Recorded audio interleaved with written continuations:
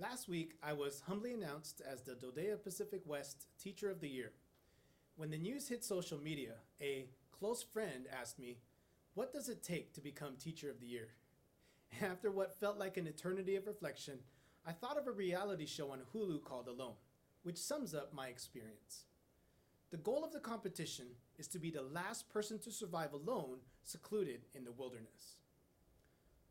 Through the duration of the contest, contenders are tested on how they prioritize needs, adapt to conditions, and endure loneliness.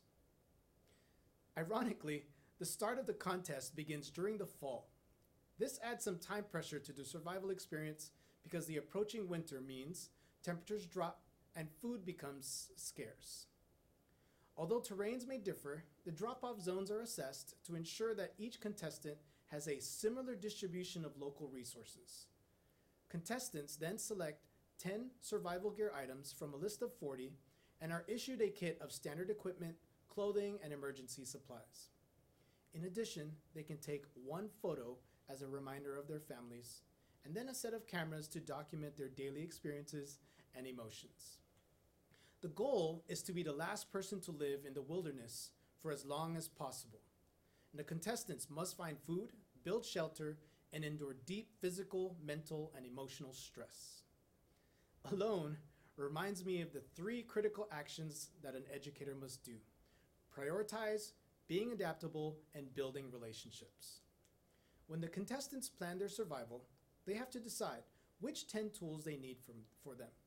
For example, should they bring the tarp for shelter, the bow and arrow for hunting, or an axe for general purposes? Then when they first land, should they seek refuge, a source of food, or should they begin gathering food for warmth? The contestants must understand their needs and prioritize them for optimum survival. As teachers, we must prioritize what our students need to learn. For example, sometimes it feels overwhelming to cover every one of the 40 standards of our subject or grade. Instead, please focus on a set of 10 standards that our students need to help them grow beyond our classrooms.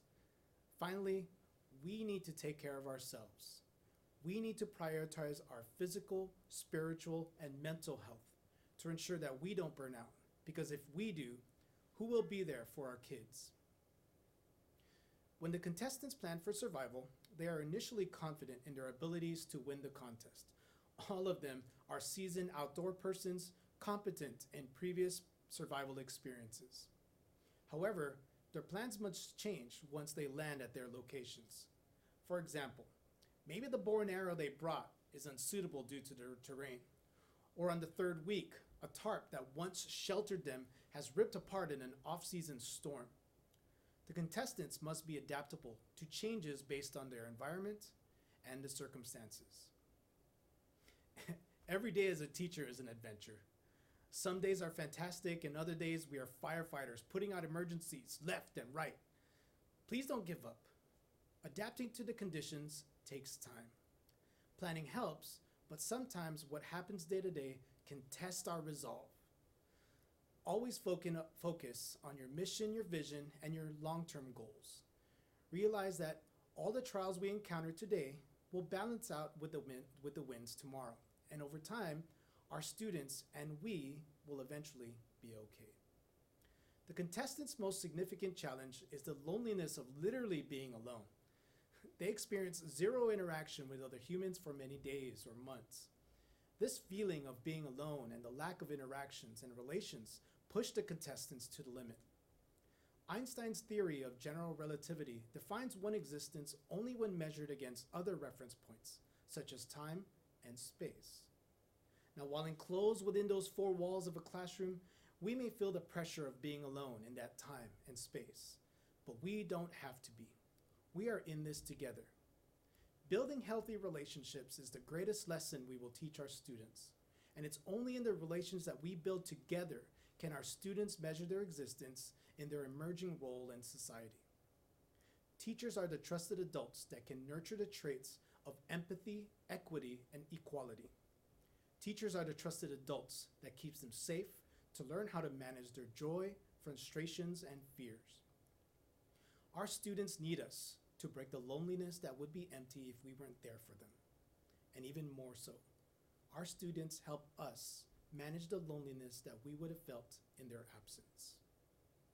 The great science fiction writer Isaac Asimov once said that education is not something that you can finish. So let us continue to prioritize, adapt, and build relations to keep teaching our story and cultivate a lifelong love of learning.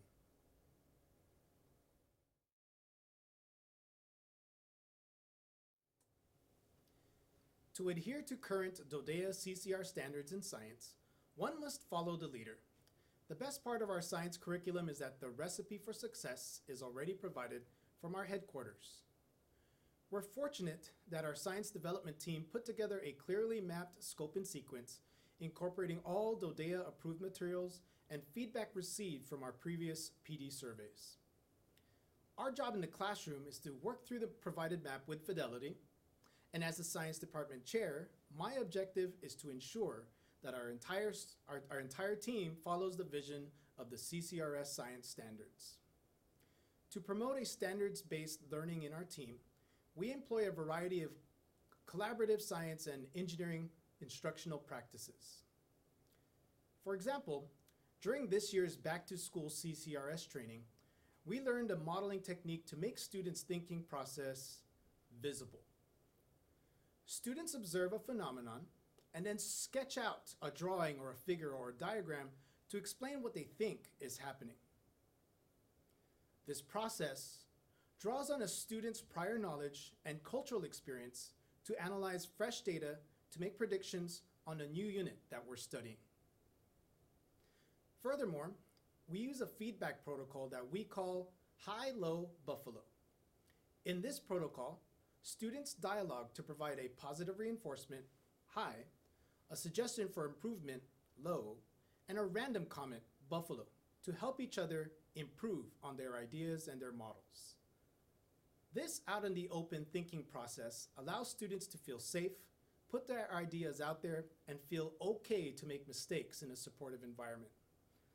Modeling concepts is one of the most crucial science and engineering practices of our CCRS, and it's a focus of our department's guide for instruction this year. To enhance student learning and maintain a positive learning environment, project-based learning has been a game changer with my students in the past 2 years. After taking the first PBL workshop sponsored by the Pacific West District in the summer of 2020, I first experimented with PBL with my environmental science class during the school year 2021, and currently I implement PBL with all of my science classes this year.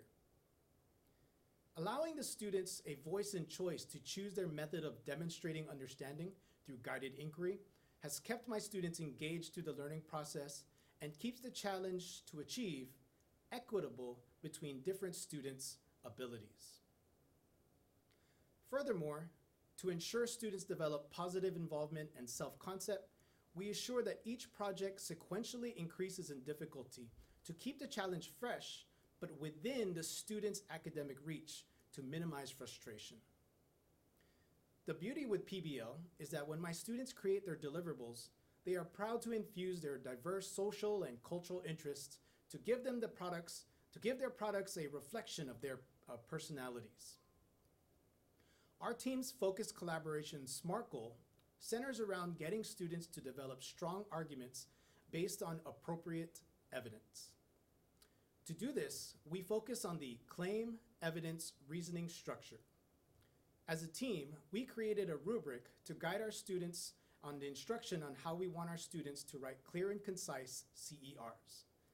Over the past year, we have assessed our students quarterly using reading articles from Avid Weekly and then scoring their CERs based on our rubric. Although still a work in progress, we're starting to see how well our students state claims, how they gather appropriate evidence, and finally, how students tie in the science concept to argue their reasoning.